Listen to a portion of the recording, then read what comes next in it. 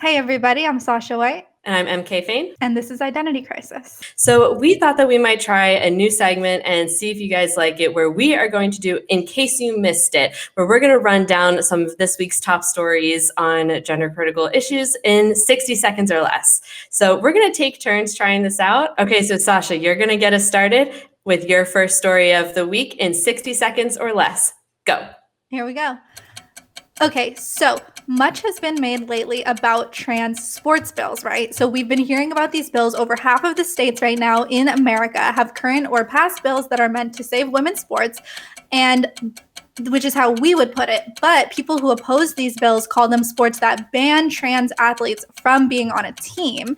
And the misinformation has reached such a fever pitch that there was a CNN article about South Dakota, and the CNN outlet claimed that no consensus criteria for assigning sex at birth exists. They did have to issue a correction because this is obviously such an egregious lie, but this is the type of misinformation that's getting out there. We constantly see tweets from the ACLU that talk about how these bills are banning trans athletes from sports. It's just not true. They can play with the sports of the sex that they are. But these bills are about saving women's sports. Please go check out my interview with Christiana Holcomb on my channel.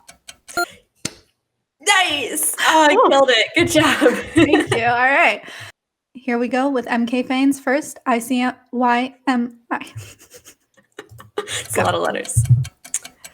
Last week, the Sixth Circuit of Appeals heard the case of Meriwether, a professor in Ohio who tried to bring a lawsuit against his school for banning him from using correct sex pronouns for students who identify as transgender and want to use different pronouns.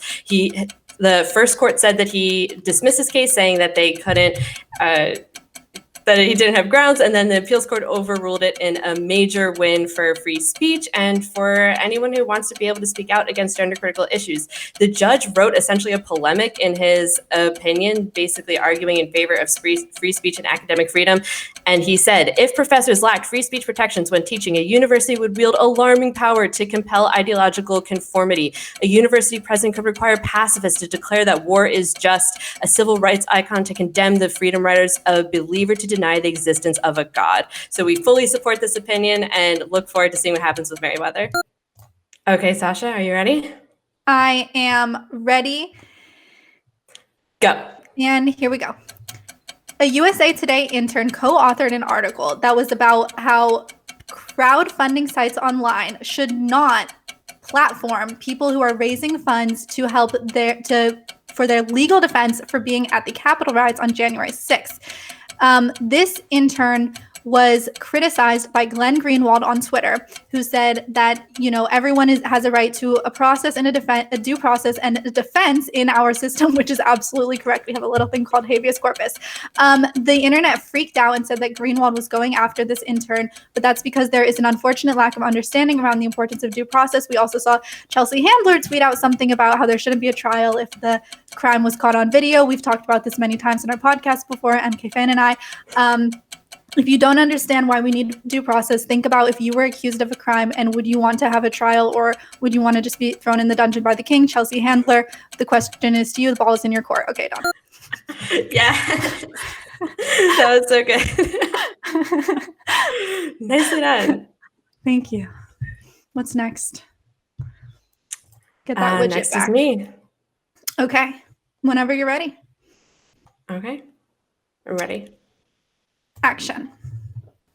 In the latest attack of free speech on campus and academic independence, Donna Hughes, a professor of women's and gender studies at Rhode Island, is facing a cancel mob now for writing an article on none other than 4w.pub, my very own publication. Shout out. She has been criticized not only by tons of students, but also by her university, which wrote a statement essentially condemning her, but also defending her right to free speech. Donna is the co-founder of the Academic Freedom Alliance, and she has been very vocal speaking out against these threats to free speech. And while her own speech is being upheld, she's recognizing the chilling effect that this is going to have, and the many professors who have spoken out to say that they agree with her, but they are scared to speak out in their own names defending her. She's standing strong. We fully support you, Donna, and we really look forward to seeing you face down this mob.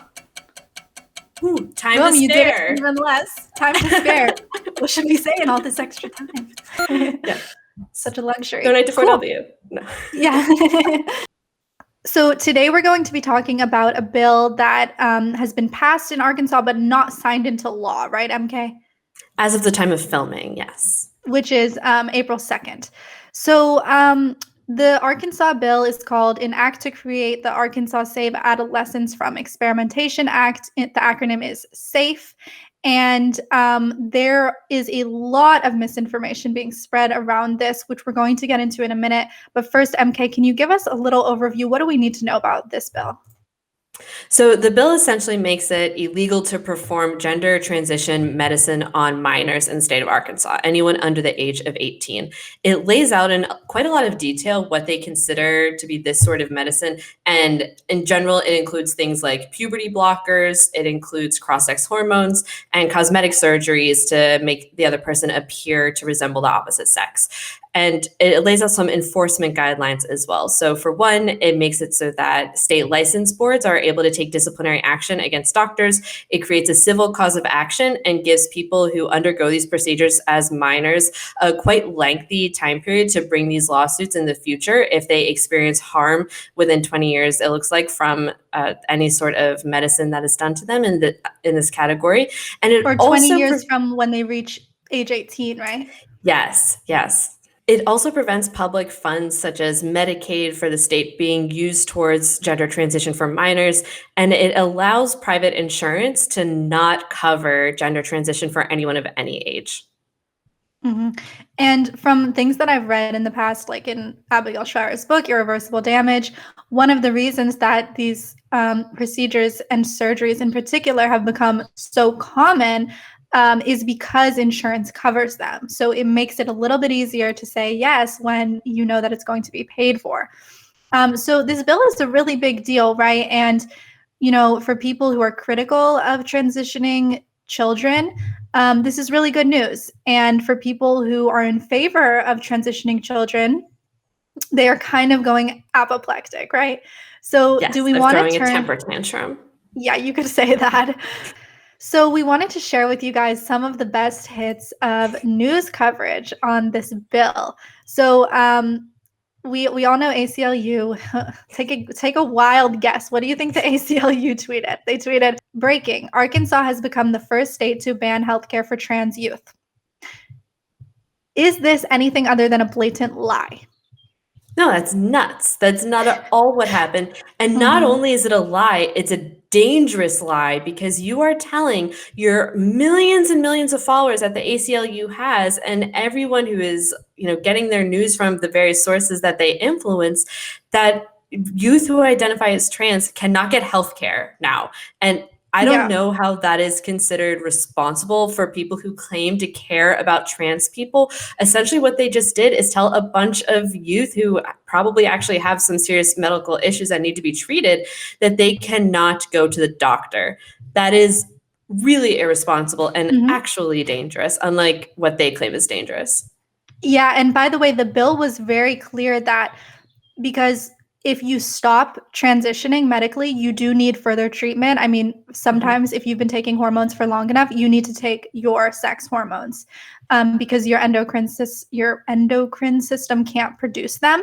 So that's still allowed in this bill. If you Yeah. were or are identifying as trans, you can still go get healthcare that would actually help you. Not that would help you transition, but that would keep you healthy. So of course you It can still get that. also Yeah, it also carves out exceptions for if you've already undergone some treatment and then you need further treatment, not just because you're stopping transition, but if you have medical complications that arise from, for example, a super experimental surgery to do genital reconstruction. Those surgeries have loads and loads of complications and they're highly experimental. They do not go well a lot of the time. and you can still get treatment if you have a complication that arises from that, which you're highly likely to, like an infection or something. And also, just to be super clear, if you have any other healthcare need, if you feel sick, if you get, a virus, if you have any other healthcare need, if you fall down and break your arm and you identify as trans, you absolutely still have the same right to healthcare coverage as every other American. If you would still qualify for Medicaid, you qualify for Medicaid regardless of how you identify. If you're a minor, then it would probably be CHIP, and you probably still qualify for CHIP. Exactly the same as you would before. So none of that is influenced. And I think it's really important to let people know that, no, you still have access to healthcare. If you get hurt, if you get sick, you can still go to the doctor regardless of your identity. And the organizations telling you otherwise are lying to you because they don't have your best interest in heart. And another lie that was told about this came from the Black Lives Matter Twitter account. It has 1 million followers, and they tweeted on Trans Day of Visibility, which I think was March 31st. I don't know if you know. Something like MK. that. It was recently. It was very recent. I tried to tune it out, ironically. So Black Lives Matter tweeted, today is Trans Day of Visibility, and we need more than trans visibility alone. We need a basic reaffirmation of a right to life. This week, Arkansas banned healthcare for trans youth. Pressure Governor Hutchinson to veto this bill. Yeah. Can I just pause on the trans stuff to say a right to life? Who does that sound like? Who does that sound like? The fact that we get accused of being conservatives when they're the ones talking about the right to life. I mean, whether or not we actually even agree with the topic at hand, the fact that they are co-opting these talking points that conservatives use while then also criticizing anyone who they disagree with as being conservative. I have no issue with people using talking points when they're relevant to their issue, but you have some nerve to call anyone else conservative if you're going to go around talking about the right to life.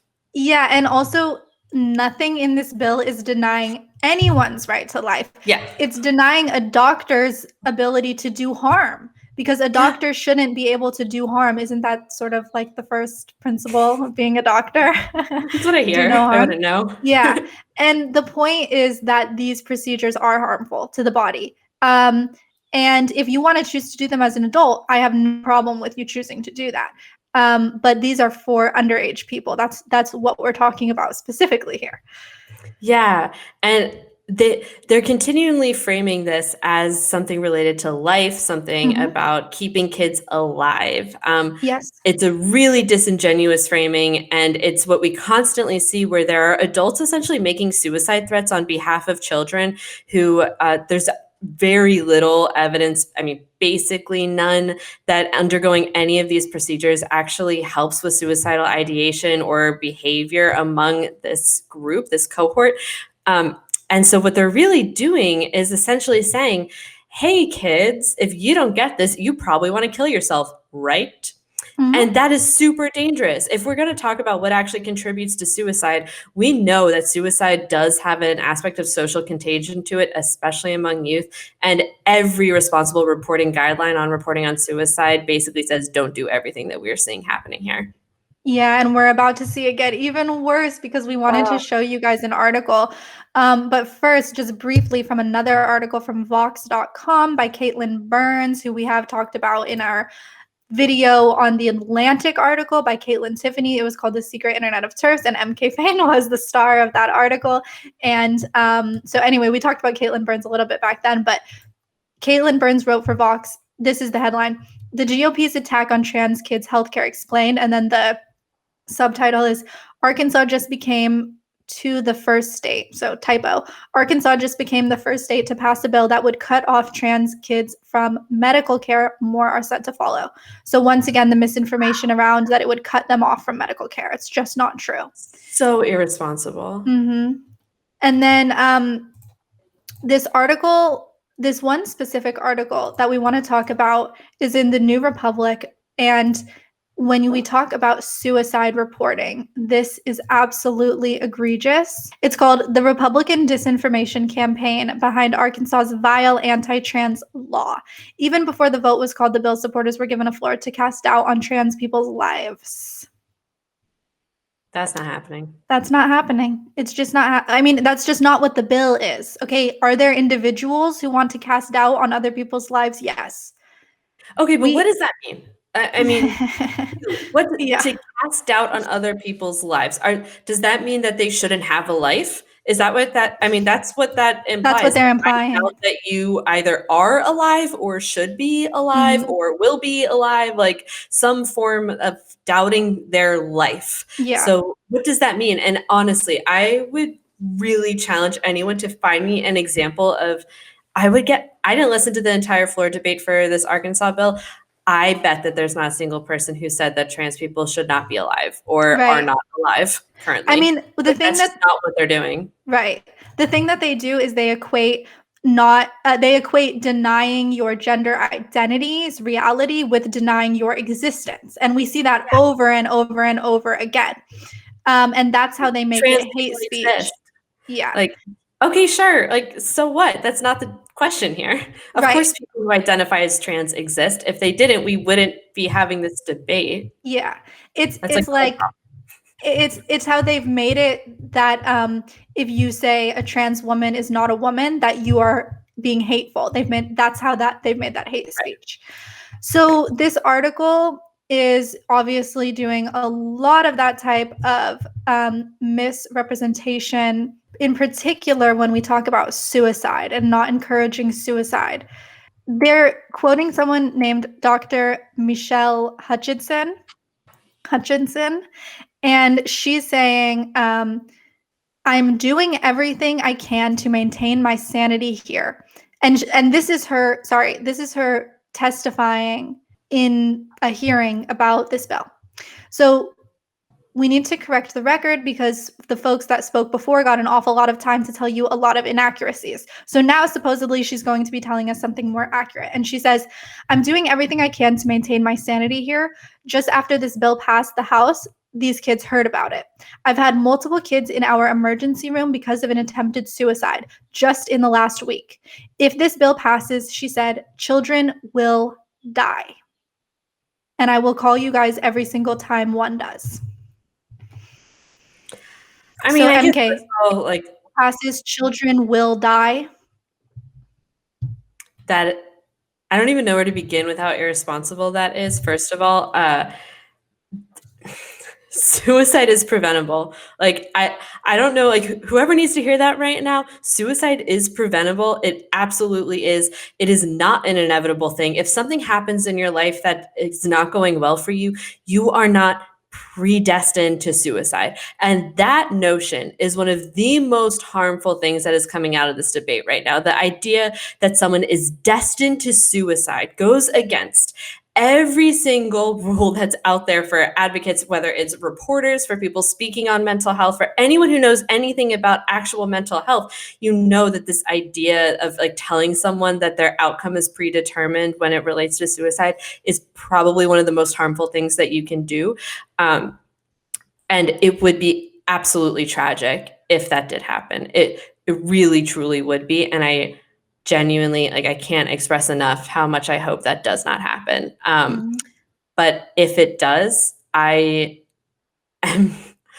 would be hard pressed to say that it was because of the bill and not because of the people who were shoving the idea of suicide down these kids' throats. If we look, for example, at resources like reportingонsuicide.org, who provide recommendations on how to ethically report on suicides that are happening, then the things that they recommend in order to prevent a social contagion of suicide is don't present suicide as common or acceptable response to hardship, common being the key one there, as if this is something that is happening all the time. It's not, first of all, it's not happening that commonly. And then don't oversimplify or speculate the reasons for suicide. So, for example, speculating that if a future suicide occurs, it's because of this one specific bill. And don't overstate the problem by using descriptors like epidemic or skyrocketing. Now, she didn't in that exact term, but we see it all the time, the epidemic of trans suicides, like as if, this is happening all the time. And what that does, the reasons that these are recommendations are to prevent suicides from happening. And so they're really flying in the face of these the experts on preventing suicide. And one of the last ones they recommend is to emphasize help and hope. And this is so important because this is the complete opposite of what we're seeing right now. So if they genuinely believed that this bill would cause suicide, the actual like preventative measures that they should be taking are not to go out and advertise that there's about to be this epidemic of suicide because of the specific thing among the specific cohort. That's incredibly dangerous and against all best practice. The best practice would be to go out and say, if you're struggling right now, it doesn't have to be this way. You can get better. You can heal. There is help. There is hope. It gets better. You know, that used to be the campaign slogan. It gets better. And now it's the opposite. Now it's like kids will die. Like, yeah, and I can't stress enough how much this pisses me off, especially as someone who has lost a loved one to suicide. I have had people in my family, young people who have struggled with suicide for a very long time. And it is so irresponsible. I should stop ranting on that. And we've talked before, you know, when we do our more advice-y segments, we've talked before about how you are responsible for your own reaction to things. And so for them to say, if this bill passes, if A, then B, if this bill passes, kids will die. They're saying that if you're a kid who's trans, this is out of your hands now. If this bill passes, some of you will die. I mean, it's so irresponsible. It's teaching them so much wrong. And you can tell how ideological it is because they're not honing in on any of the actual harms that we do know can come from any of the actual experimental medicine that's happening here to these gender nonconforming children. The fact that puberty blockers are not safe, are not FDA approved, or at least not proven to be safe currently. They're not FDA approved. The fact that there are long-lasting impacts from cross-sex hormones that can include sterilization. And I mean, we essentially have a new wave of sterilizing gender nonconforming children. So someone pointed out to me the other day, very rightly, I think, that this is not that different from the case of Carrie Buck in 1906, which was an instance where a woman who was considered to be mentally unfit, and whether or not she was is actually really questionable. There's a long history of women being thrown in psychiatric treatment when they're essentially just not doing what people want them to do.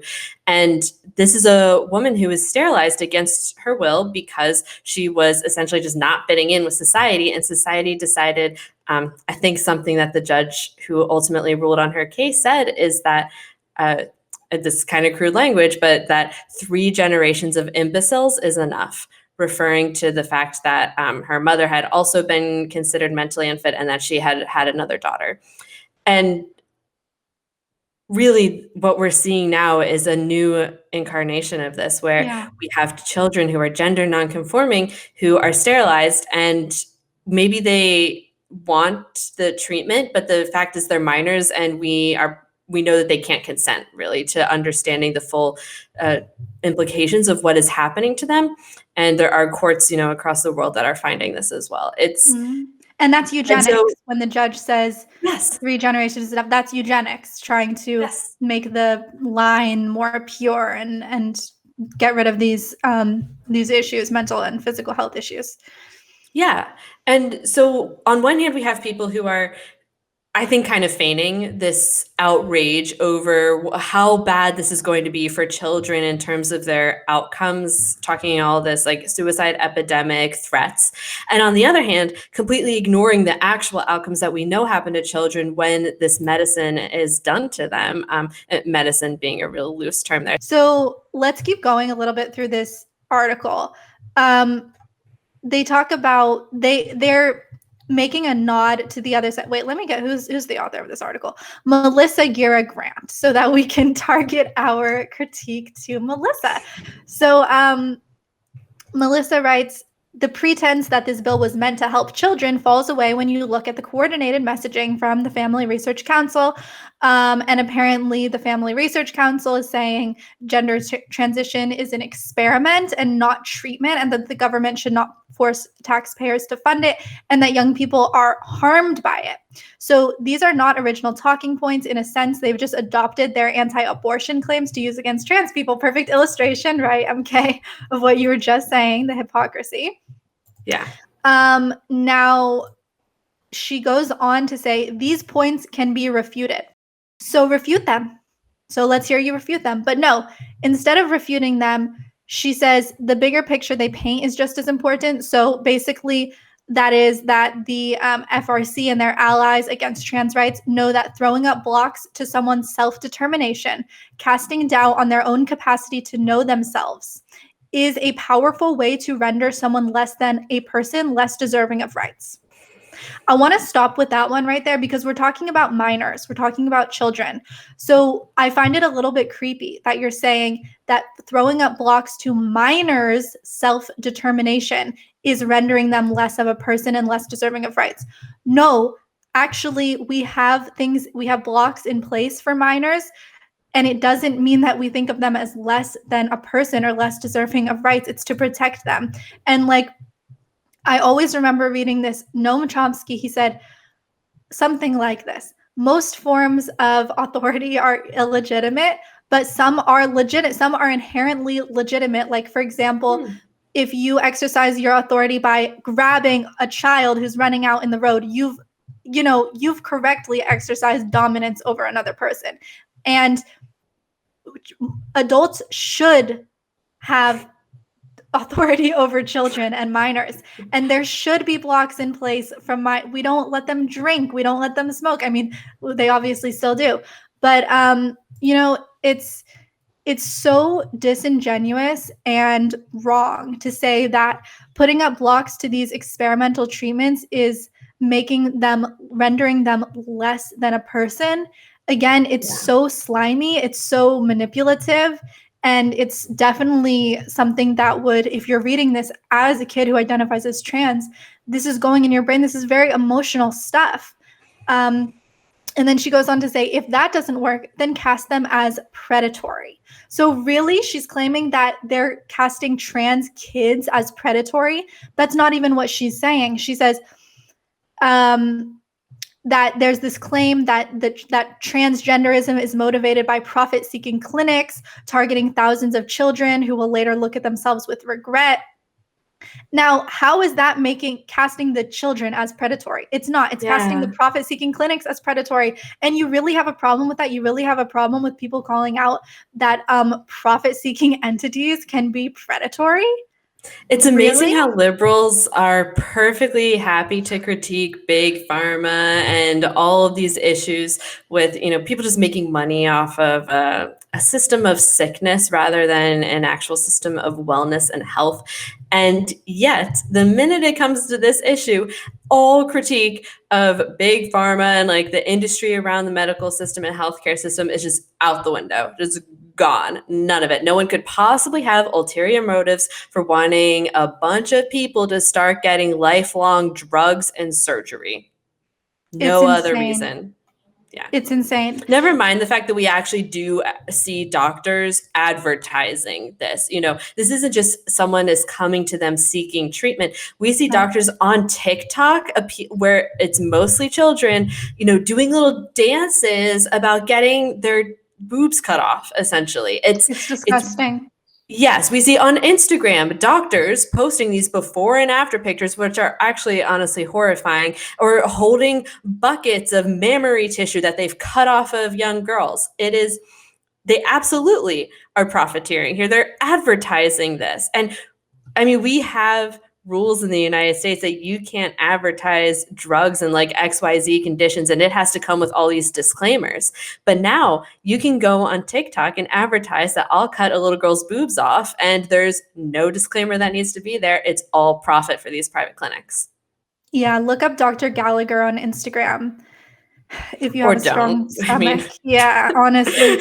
And she makes these little jokes about yeet the teats, and that's like kid slang for, we have a lot of older viewers. So let me just explain for you. Yeet is like to throw or toss, get rid of really fast. So she's using the kid slang to appeal to them and make these things seem like so flippant and so easy. It breaks my heart. And then this article goes on to say, yet children, in truth, are being used to fuel these adults' agenda of discrimination and exclusion. Again, unlike a reversal. It's all projection. Mm-hmm. I mean, the children are being used to push their whole trans agenda. The saying that like kids are going to kill themselves, like how is that not using children to push your agenda? And the very next sentence says, as one witness who identified as a member of the trans community and who needed access to trans health care told the legislators, I point my finger at you and call this what it truly is: propaganda, fear mongering, and oppression. It will cause children's death. And that's not fear mongering? Oh my God. Do they listen to themselves when they speak? I don't think so. No, like they can't. I mean, I don't think these people are all genuinely stupid, and so they must actually just tune themselves out when they talk. It's so ridiculous. The article ends with a quote from someone named Willow Brashears, who's the founder of the Young Trans Women's Project. She says, healthcare is a human right, so it is beyond me that any legislator would legalize discrimination in healthcare, especially for children, because bottom line, these are children. Exactly, Willow Brashears. These are children. These are children. And taking care of And them. it's not discrimination in healthcare. Right. Exactly. Like it's not, because whether or not a child identifies as trans, they can still get the same healthcare. Like including they can still be prevented from being exposed to harmful healthcare. I think, you know, that's what's really going on here, is that the bill is saying that this is not care, it's harm. Right. It's nuts. I mean, one thing Trump did that was good was he actually on a federal level outlawed female genital mutilation. And there's actual prison time for doctors if they do that, which is not included in this Arkansas bill, which I think is actually a good thing. But that's kind of a more complicated issue. But we recognize as a society that there are some harms to children that just should not be done, that it is too harmful as a society for us to allow, even in the name of your special religion or identity. And the bill that outlaws FGM on minors specifically says that religion is not an excuse for this. And that's exactly the same thing we have here. We have a gender identity, ideology, religion that is saying that children have a gendered soul that can be mismatched with their bodies, and therefore we have to do this procedure that is essentially it's worse in a lot of ways than FGM, the ultimate procedures that do happen to these kids in a lot of ways, and maybe not entirely comparable, but there are obvious long-term problems that are comparable, including the lack of ability to have a normal sex life, including sterilization. I mean, these are things that we already as a society have decided should not be able to be done to children unnecessarily medically. Like if it's not medically necessary to do this to a child, then don't, and it's not. Or in the name of a religion, which is what is happening here. We have a new religious form of FGM, except, it can, maybe just GM. Right. And they're outlawing it in one state. And it's ridiculous. There was actually a state where they tried to pass an FGM law before the federal bill, and the trans activists fought against it because they realized that there was overlap between these two. Yeah, that's right. We should talk about that more. But I need to make this point because you said it's not medically necessary, and that's exactly right. And they haven't been able to prove that it's medically necessary. That's why they keep harping on suicide. All they can say if you don't get this treatment is that you will kill yourself. That's what they're saying. They're not saying if you don't get this treatment, you will suffer from XYZ or you will have this effect, because that doesn't happen. You have a healthy body. There are mental health effects, and they continue to vigorously claim this has nothing to do with mental illness. But this is not physically, medically necessary. And we know, actually, what we know is that most children desist and grow out of the phase of wanting to transition to the other sex. But the real problem is we're telling kids that you can become the other sex. And that if you're a little girl, that you can become a boy. It's mind-blowing how they can say that this is crucial and that this cannot be denied to children when it's not medically necessary and it is doing harm to their bodies. Yeah, I completely agree. And the outreach to this bill has just been I think it really shows how much the trans activists have to use lies in order to make their position seem reasonable. Because if you say something like Arkansas bans trans or healthcare for trans youth, like that actually does sound unreasonable. I would be completely against that. I do think healthcare is a human right, but this is not healthcare. Yes, exactly. This is harming people. It's the opposite of healthcare. It's doing harm, as you said. So. It's just total lies, total propaganda on their side. And then all the projection of saying that we're the ones doing that. Yeah. It's ridiculous.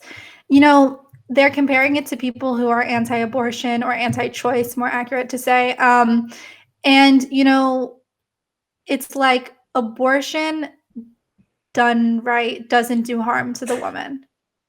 So they're not even comparable, right? Like they're not even, I don't see how that's comparable. I think that they would say, please contradict me. Please tell me what. Yeah. Gender medicine done right doesn't do harm to the child. And I do actually think that there are some parallels. I think that some of the language in this bill is reminiscent of language in anti-abortion bills. The public funding issue is a real good example of that, outside of the difference between the medicine and what's actually happening. But I obviously agree that there's an ethical difference. I think that it doesn't harm people to get an abortion, in the overwhelming number of cases. But in the overwhelming number of cases that we do have evidence for, we do see that gender medicine harms children. So there is a difference. I think it's a gray area. I think there are actually parallels, and the only difference is what you support or don't support and what you think is something that society should allow and shouldn't allow. And I actually do think there are parallels in the laws, but I'm okay with abortion and I'm not okay with child gender medicine. And it's not just something where I think, well, you should be allowed to still do it, because I do see it as comparable to FGM and other things that we as a society have decided are so heinous to do to a child that it should not be allowed. So I guess that's the difference. And if it uses some of the same language from an abortion bill to accomplish something that I think is going to ultimately reduce suffering in the world, well, I'm a utilitarian, so here we are. Yeah, here we are. But that does bring us to the other Arkansas bill. There's another bill in Arkansas that's on the table at the moment. I don't think this one has been passed, right? But this one has to do with speech. So the Arkansas legislators are obviously trying to oppose transing children. That's obvious. The bill we just discussed is about medical transitioning, so puberty blockers, cross-sex hormones, and surgery. But this bill is actually about the social aspect of transitioning. It's about names and pronouns. So it's a very short bill. And tell us, MK, what is this bill and what is maybe the issue with it? Yeah, so this is Arkansas HB1749, and the bill is titled "An Act to Require Public School Employees to Address Public School Students by Only the Name and Sex Designated on the Public School Student's Certificate of Birth." And it pretty much does exactly what it says on the box. It essentially makes it illegal for a teacher to use a different name for a student than their name on their birth certificate, or to refer to them as a different sex than the sex on their birth certificate. It lays out a few exceptions, which are basically, it just says that an exception is for a nickname for a child, or if the person has changed their birth certificate, which you're still referring to the birth certificate. But the whole thing is an attempt, obviously, to address the issue of children being transed in their schools, especially without parents' consent, and to address the social aspect of transition. The logic in this bill is kind of nuts. It hasn't gotten very far. It looks like there's another committee scheduled next week in the House to discuss this bill. It has not been passed yet in the House or the Senate in Arkansas. And I would be surprised if it ultimately goes that far, because as far as I can see, it is a blatant constitutional attack on free speech. Or I guess I should say it's a blatant attack on our constitutional right to free speech. the government does not have and should not have the right to tell someone what to say. And that's essentially what this bill does. It tells them you have to use their biological sex, you have to use their their birth name. And apart from all of the issues with that, of like the many, many other reasons children would use a different name in school, like that are nicknames. I mean, apart from all of that, it is insane that the Arkansas House would be trying to police people's speech this way. Right. And if you recall from our earlier segment on Meriwether, we have seen that this is generally considered by courts to be not good. Like, don't do that. So I hope this doesn't get very far, but if it does, it will be an interesting test case to see, for one, are people willing to be ethically consistent on their free speech ideals when it, goes against our side, but also if what the courts end up upholding, which I really hope and assume that they would uphold the First Amendment in this case, but I guess you don't know until it happens. Yeah. And as you pointed out before we started filming, MK, this bill provides sort of like a provision for nicknames. So it says you can still go by a nickname. Teachers can still call you by a nickname. So what wouldn't be a nickname under this? Like if I want to go into school and say my name is John, that's a nickname. How can you falsify that? How can you say that's not a nickname, right? So that doesn't even really, I don't see how that makes sense. It might make sense, but I don't see how. No, I don't think it does. I mean, anything that a child is called that is not their birth name is essentially a nickname. Yeah.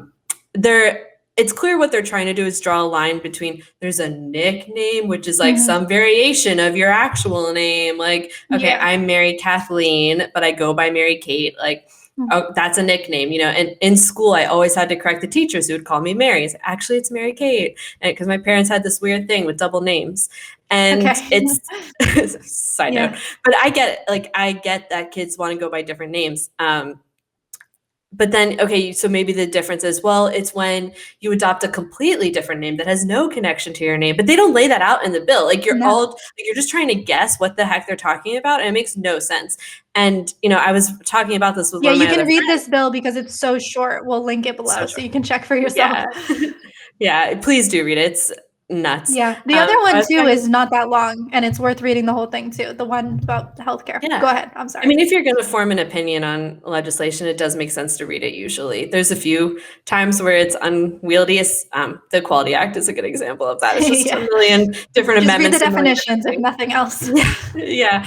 But yes, anyways, it is a really good example of how sometimes trying to fix things through legislation that are happening and maybe that are wrong. Like I do think it's wrong that schools are transing children, especially without their parents' consent or knowledge. But there are other ways to address that besides trying to criminalize speech, which is ultimately the very last thing that we should be doing right now. Someone suggested to me that, well, maybe an alternative to this could be that you would make legislation that would require schools to report to the parents whether or like what their various things about their children's classroom experience, such as if they're asking to go by a different name or different pronouns. And I think that's totally reasonable. That's in line with other reporting that schools are required to do on children to their parents and to let them know when various issues and health concerns arise. So there are other ways to handle this besides trying to essentially compel speech from the government, which we should never do as far as I'm concerned. Pretty much never, probably never. Yeah, probably never. I mean, I'm trying so hard to think of how I could support this bill because I generally tend to think that, as Abigail Schreier argues, when you do socially transition a kid, it's really pushing them towards the medicalization because it kind of solidifies for them that they have this identity. They've had to, it's hard, of course, to make sure everyone is using your preferred pronoun. That's like insane. That's scary. That's intense. To have to do it again, to go back and say, guys, I know I made this big fuss about referring to me differently, but now I have to go back. That's so hard. And you're at that age, you're an adolescent. it's pushing you into the medicalization path. I'm not saying blanket like I'm against social transition for kids. I'm not, but I see a very compelling argument for why we should be very careful about doing that you shouldn't just throw a kid into social transition and, verbal or linguistic transition. I think that should be a delicate thing. But yeah, like you're saying, I just don't see how this bill can be okay, because it could just be reversed the other way, right? It's compelling one form of speech, but it could be the same standard could be applied to, say, like in Canada, Bill C-16, you are compelled to use the preferred pronoun of their gender identity. So I think it's just too tricky, and it's what we always talk about with free speech. You have to support the free speech of your opponents in order to protect your own free speech, and I think this is a really good example of that. Yeah, I completely agree. If this bill ended up going to the Supreme Court and they allowed it, if they said this bill is constitutional, then that would 100% mean that a state like New York or California could pass a bill saying the exact opposite, like you said. And if you don't want that, if you don't want teachers to be compelled to use preferred pronouns or preferred names, then you also need to be against this bill that would require biological pronouns and birth names. This goes both ways, and I think that we really need to uphold free speech, even when we really would kind of prefer people to say what we want. Yeah, and I don't know, even like I'm gonna play devil's advocate and take the trans activist side. So, in some cases, in fact, the most historically recognized form of gender dysphoria is in men, and in particular, it starts when they're very young. So, like when they're very young children, little boys will say, I don't like my body. I'm not happy with my genitals. I want to become a girl. And that persists. And that's gender dysphoria, right? So imagine you have a kid like that and they transitioned very young and they were put on puberty blockers and they look like a girl and everybody thinks they're a girl. Maybe that could even be the case. In some cases that does happen. This bill would mandate teachers to call that kid he. Now, how is that good? I'm playing the other side here, but if this kid has been told you're a girl now and you're transitioning to a girl and everyone calls them she, her, and they look like a girl, but the birth certificate says male because they are male, wouldn't it actually be off and weird and wrong for the teacher to say he? I don't think trans activists need to be convinced to not support this bill. Like, I think a kid should be able to be called kind of whatever they want. I don't see anything wrong, like name-wise, I don't see anything wrong with a kid saying like, I want to be called Barney, and the teacher being like, okay, Barney. Like, yeah. I don't see anything ethically wrong with that. Morally, like, nothing. I do think it's different for encouraging a delusion of a child, and I do think that telling a child that they can be the opposite sex is lying to the child about science, about it's encouraging a delusion. They think they're going to be made to look like the opposite sex. It's entirely cosmetic. Like, there's nothing that can be done to actually make you the opposite sex. We can just, try to make you resemble it as closely as possible. And yeah, there's just lies all around. All right, well, that's pretty much what we have time for today. So thank you all so much for joining us for this conversation. If you have thoughts about these child transition bills, we would love to hear them. You can also, if there's a topic you want us to cover, feel free to reach out. You can email us, submit@identitycrisis.xyz, or you can also shoot us a message on Twitter or wherever. So thanks for joining us, and we'll see you next week. Don't forget to check out MK's corresponding column on 4W, as always, which will be linked below.